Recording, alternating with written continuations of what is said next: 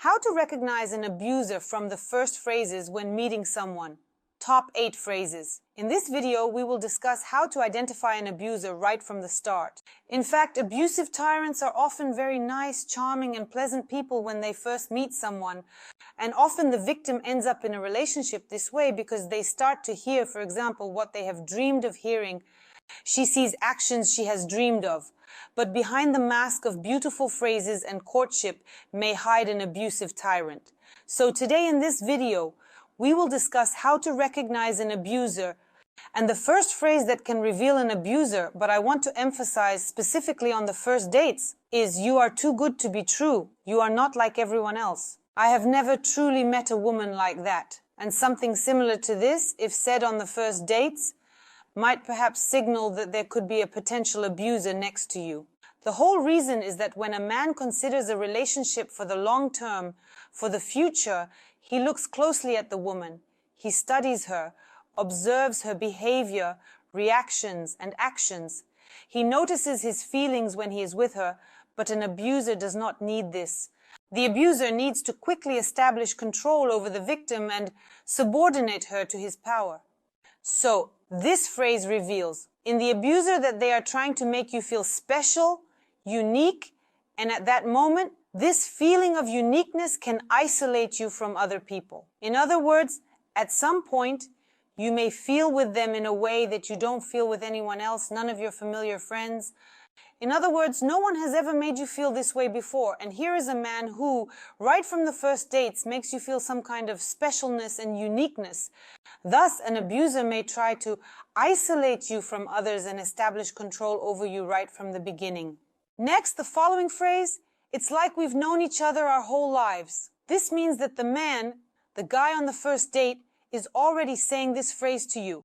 Be cautious, because with just a few phrases and words, it is very difficult to determine if this person is suitable. It is very hard to understand what kind of personality is next to you. What fills this person?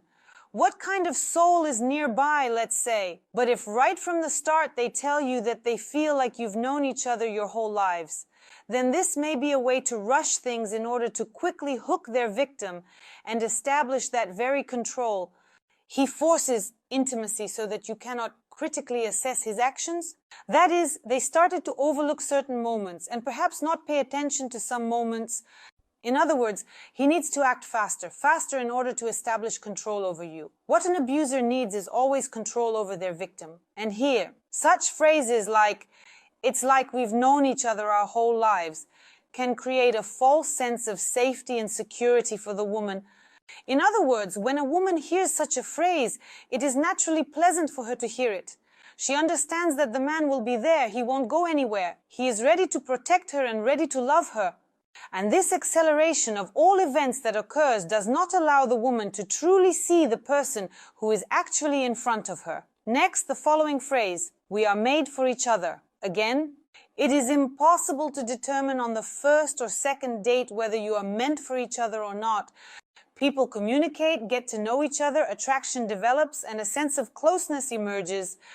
Over time, that is, the longer people are together, the more they feel, whether they are suited for each other or if they are completely different. So when a man claims on the first or second date that you are made for each other, he is once again rushing things.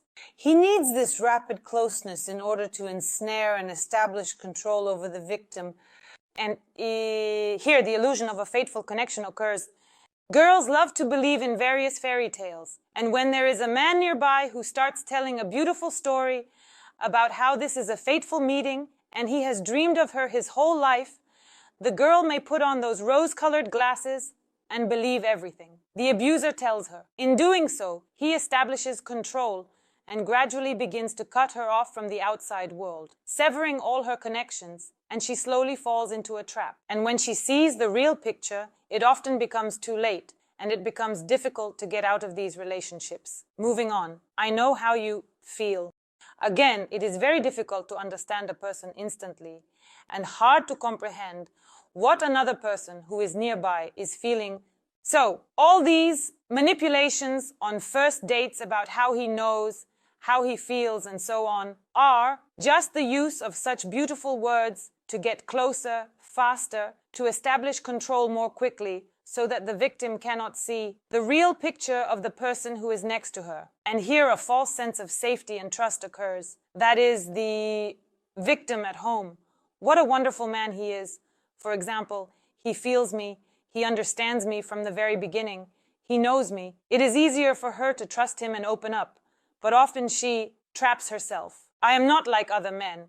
Here, once again, is an attempt to convince you of some kind of uniqueness, some special trait or unusual quality, and so on. But again, this phrase is necessary to establish control over you, to convince you that you have found a diamond and a brilliant person, some kind of incredible individual, in order to lull your vigilance and thereby establish control over you. Next is the following phrase: with me, your life will start to change. Be cautious if a man, during the very first or second date, talks about some changes. They talk about the changes in tyrant men and abusers. A tyrant man and an abuser want to change the person next to them, to break the person next to them. So, if a man says from the very beginning that your life will change with him, he is declaring that he will change you, he will control you. This desire to control and change you will not go away. A woman is often curious about how her life will begin to change. Phrases, what changes await her there. But do not embellish with your fantasies. If a man talks to you about changes, then he wants to change you. Next, all my exes were, and so on. That is, they were not good, they were sneaky, promiscuous, or any other negative traits.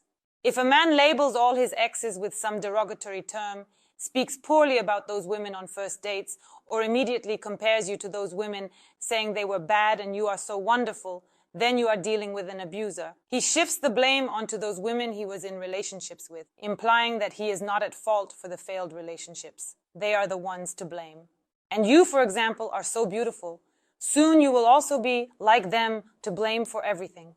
Next phrase: you always dramatize so much. That is, if again, on one of the first dates you hear that you are dramatizing something, that your feelings are starting to be devalued, then this is a form of gaslighting. And in fact, pay attention to what the tyrant man tells you at the very beginning. Don't embellish or overthink it. There's no need to believe in one's little illusions and to draw some air castles. If a man is trying to quickly lure you into a relationship, it may indicate that an abuser is nearby. He needs to quickly establish a relationship, quickly separate you from the whole world so that you do not realize that you are dealing with an abuser and so that you cannot escape the control he is trying to impose on you. That's all I have regarding this video. This was me, Alice Wardomska. I hope for your likes and subscriptions. Write in the comments what you would like to discuss in my new videos. Don't forget to hit the bell, and goodbye everyone.